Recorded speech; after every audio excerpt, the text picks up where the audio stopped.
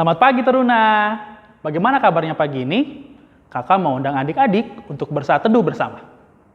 Bacaan kita pada pagi hari ini terambil dari 2 Petrus 2 ayat 1 sampai 16.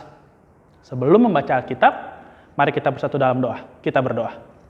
Tuhan yang baik, mengucap syukur Bapa, berterima kasih karena Engkau boleh menyertai kami dalam istirahat kami ya Bapa. Tuhan, sekarang kami akan memulai saat teduh kami. Tuhan boleh berkati saat teduh ini, kiranya firman yang akan kami baca dan kami renungkan boleh menjadi berkat dalam kehidupan kami. Terima kasih Tuhan, terima kasih Allah, di dalam nama-Mu kami boleh berdoa dan mengucap syukur. Amin. 2 Petrus 2 ayat 1 sampai 16 yang berbunyi, sebagaimana nabi-nabi palsu dahulu tampil di tengah-tengah umat Allah, demikian pula di antara kamu akan ada guru-guru palsu. Mereka akan memasukkan pengajaran-pengajaran sesat yang membinasakan, bahkan mereka akan menyangkal penguasa yang telah menebus mereka, dan dengan jalan demikian segera mendatangkan kebinasaan atas diri mereka. Banyak orang akan mengikuti cara hidup mereka yang dikuasai hawa nafsu, dan karena mereka jalan kebenaran akan dihujat. Dan karena serakahnya guru-guru palsu itu akan berusaha mencari untung dari kamu dengan cerita-cerita isapan jempol mereka. Tetapi untuk perbuatan mereka itu hukuman telah lama tersedia dan kebinasaan tidak akan tertunda. Sebab jikalau Allah tidak menyayangkan malaikat-malaikat yang berbuat dosa, tetapi melemparkan mereka ke dalam neraka dan dengan demikian menyerahkannya ke dalam gua-gua yang gelap untuk menyimpan mereka sampai hari penghakiman.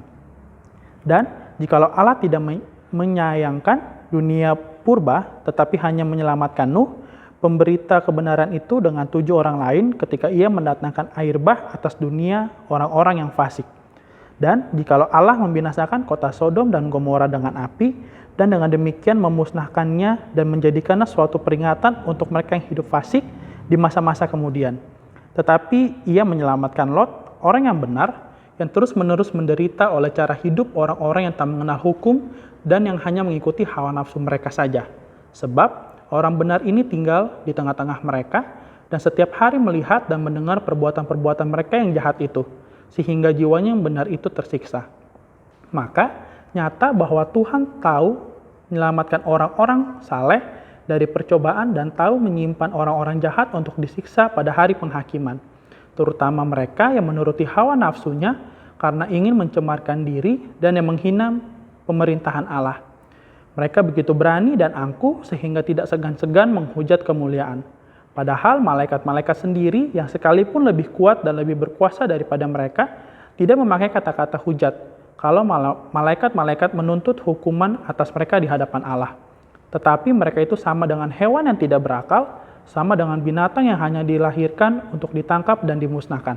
Mereka menghujat apa yang tidak mereka ketahui, sehingga oleh perbuatan mereka yang jahat, mereka sendiri akan binasa seperti binatang liar. Dan akan mengalami nasib yang buruk sebagai upah kejahatan mereka.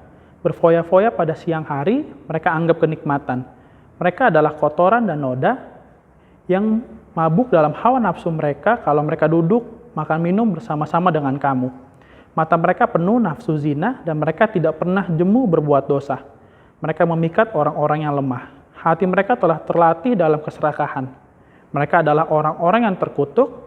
Oleh karena mereka telah meninggalkan jalan yang benar, maka tersesatlah mereka lalu mengikuti jalan Bileam, anak Beor, yang suka menerima upah untuk perbuatan-perbuatan yang jahat.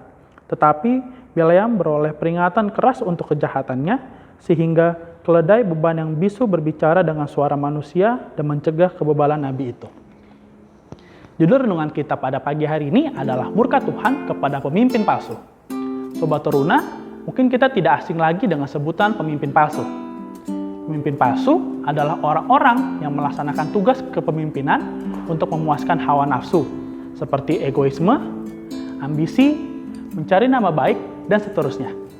Mereka melakukan berbagai macam cara untuk meraih apa yang diinginkan. Mereka memberikan pengajaran-pengajaran sesat yang membinasakan dan mengesampingkan sang pemimpin agung. Mungkin mereka merasa berada di atas awan untuk saat ini. Namun, sesungguhnya telah tersedia hukuman dan kebinasaan atas kehidupan mereka. Meskipun telah tersedia hukuman dan kebinasaan bagi mereka, nampaknya para pemimpin palsu tidak mau memikirkan hal tersebut. Mereka tetap berjalan pada jalannya sendiri. Mereka menjatuhkan orang-orang baik demi meraih apa yang diinginkan. Mereka membuat orang-orang baik itu menjadi tersiksa. Sang pemimpin palsu tidak mungkin memikirkan kehidupan sesamanya, karena mata hatinya sudah ditutupi oleh berbagai macam hawa nafsu.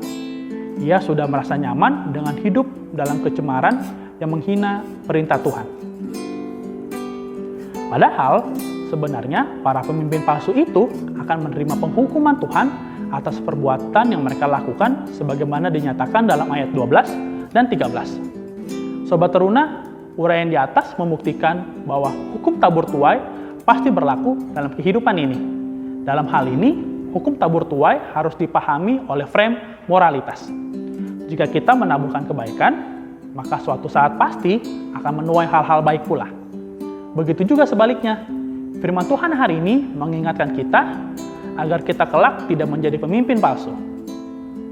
Sebaliknya, biarlah dalam kehidupan ini, kehadiran kita membawa damai sejahtera dan sukacita, baik di rumah, di sekolah, lingkungan masyarakat, maupun lingkungan gereja.